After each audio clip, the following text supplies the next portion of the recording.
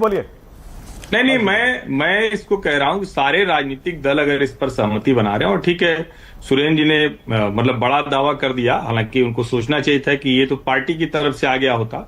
और बहुत से कांग्रेस के नेता भी उधर जाते हैं, मैं इन बातों में नहीं पढ़ना चाहता हूं। मैं कांग्रेस के नेताओं को भी जानता हूं जो दिल्ली में भी हैं, उत्तर प्रदेश भी जाते हैं, मुंबई में भी उत्तर। लेकिन ये विषय नहीं, विषय ये है कि तकनीकी तौर पर कोई इस पर रोक नहीं, तो सारे राजनीतिक दल चुनाव आयोग से जाकर इस पर एक प्रतिनिधिमंडल जाए, सबका सब सहमति बनाए। और ये तो बड़ा आसान सा काम है ना, ये तो इतना कठिन नहीं है। तय कराएं समय सीमा की 1 साल, 2 साल, 3 साल, 6 महीने, या एक विधानसभा में अगर कोई है तो दूसरा विधानसभा में तो ना दे पाए ना। कम से कम ये तो तय होना चाहिए कि आपने एक विधानसभा में चुनी, दूसरी विधानसभा। तकनीकी तौर पर राकेश सिन्हा या कोई भी गलत नहीं है, लेकिन ये होना नहीं चाहिए। मैं भी इसका पक्षधर। बिल्कुल सही है। और हर्षवर्धन जी, मैं भी इस पर अपना हाथ उठाता हूं। मेरा भी ये मानना है, एक बार अगर किसी विधानशा के चुनाव में हिंदुस्तान का एक नागरिक वोट दे देता है, तो फिर विधानसभा में उस देश में किसी और विधानसभा के चुनाव में उस शख्स को वोट देने का अधिकार नहीं होना चाहिए। सुरेंद्र राजपूत, सुरेंद्र भाई बोलिए, आप कुछ कह रहे थे, बोलिए। जी जी जी, 2-3 चीजें बड़ी स्पष्ट हैं। पहली बात तो नीरज जी बड़े हैं लेकिन अपनी सीमाओं का अतिक्रमण कर रहे हैं। नीरज जी, एसआईआर में घुसपैठियों के नाम पर एसआईआर हुई थी, भारतीय जनता पार्टी ने कितने प्रत्यावेदन घुसपैठियों के खिलाफ दिए, जरा बताइए। मेरी जानकारी में है निल, नंबर 1। नंबर 2, हमने 66 आदमी भारतीय जनता पार्टी के घुसपैठिए, वोटों के चोर, वोटों के डकैत खोज दिए। आप हमारे, अगर कांग्रेस के आप खोजना चाहें तो 2-4 तो जरा खोज करके दिखा दीजिए। हर्षवर्धन जी, आपके क्या नाम, धनंजय भाई, ये सारे के सारे लोग खोज करके ले आए। अगर हमारे 10 भी होते ना, तो अभी तक आपकी सोशल मीडिया पे अमित मालवीय और हिरेन जोशी ने वितंडावाद पैदा कर दिया होता।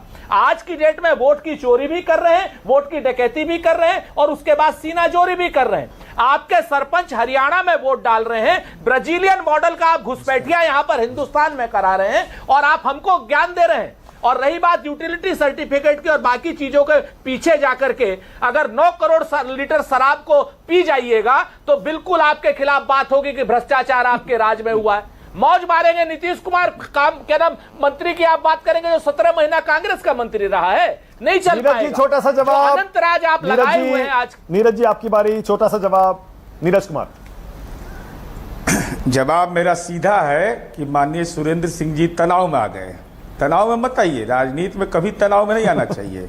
आपको स्मरण है कि 2011 में एसपी 2 मिनट में आप आ जाते हैं, अभी जरा कुछ कह देंगे, आप बहस छोड़ के चले जाइए। पूर्वोत्तर राज्यों का सुनिए, पूरी बात यही दिक्कत है ना, पूर्वोत्तर राज्यों के बहस छोड़ के चले जाइएगा, आप बड़े, आपका आपने हाई हो जाता है। अरे हमको बीपी ऊपी नहीं है, हमको शुगर का रोग है, बीपी तो काहे के लिए होगा हमको, हम बीपी करा देते हैं कितने लोग। खैर, समय जाया मत करिए। मैं आपसे यह जानना चाहता हूं, क्या यह सही है? कीजिए नीरज जी, बहस छोड़ के चले जाइएगा। अगर हम 2-4 बार कह देंगे कि नीतीश कुमार भ्रष्ट है और नीतीश कुमार लुटेरे हैं, 4 लाख करोड़ रुपए के लुटेरे हैं 8 साल में शराबबंदी पर। जो नीतीश कुमार जी पर भ्रष्टाचार का आरोप लगा देगा। अरे हम कह रहे हैं कि भ्रष्ट है, लुटेरे हैं, लुटेरे हैं वो 4 लाख करोड़ के, बिहार के जनता के शराब मद्दी के नाम पर शराब माफियाओं को 4 लाख करोड़ रुपया कमवाए। बड़ा अच्छा कमवाए हैं। सबसे पहले सुरेंद्र जी, कांग्रेस का रुकिए 1 मिनट, कांग्रेस का संविधान फाड़ के फेंक दीजिए।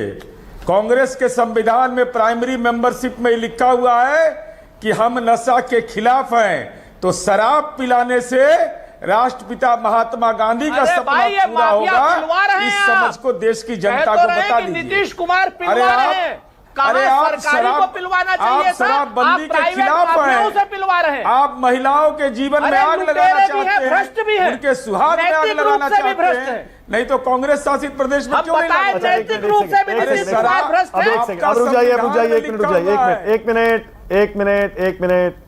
सुरेंद्र भाई 1 सेकेंड, मैं आपको एक सलाह देना चाहता हूं।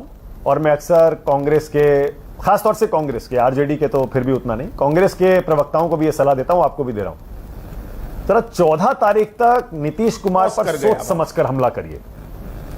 14 तारीख तक सुरेंद्र राजपूत नीतीश कुमार पर थोड़ा देखिए, हल्का हाथ रखिए। ऐसा 14 ऐसा तारीख है। को क्या होगा कोई नहीं हल्का, जानता। देखिए, सतीश जी आप ने क्या बात कहा जान अभी लीजिए। सुना आपने? उन्होंने कहा सब- कि क्रॉस बॉर्डर रिलेशन है नीतीश कुमार के, और बीजेपी की अरे मंशा अब तो सबको एक पहले से शेर- पता है एक क्या शेर सुन थी, लीजिए। अब है क्या है ये नहीं जानते हम। एक शेर सुन हाँ। लीजिए, एक शेर सुन लीजिए। कहते हैं ना कि फैसला जो भी हो मंजूर होना चाहिए, और जंग हो या इश्क हो भरपूर होनी चाहिए। जब जंग होगी तो पूरी तरीके से होगी। अगर भ्रष्टाचार इन्होंने कराया है तो इनके ऊपर मानेंगे। बात की जाएगी। एक ठीक है। मेरा भी सप्लीमेंट्री एगो सुन ही लीजिए। सवाल ये नहीं कि मसला कौन सा है, सवाल यह है कि इस मसले में पहल कौन करे। ये काम बिहार में एनडीए की सरकार नीतीश कुमार जी के जिम्मे छोड़ दिया था कि बुनियादी आवश्यकताओं की पूर्ति के लिए भी हम राज करेंगे, लेकिन गांव में सड़क और बिजली नहीं पहुंचाएंगे, गली नहीं बनाएंगे।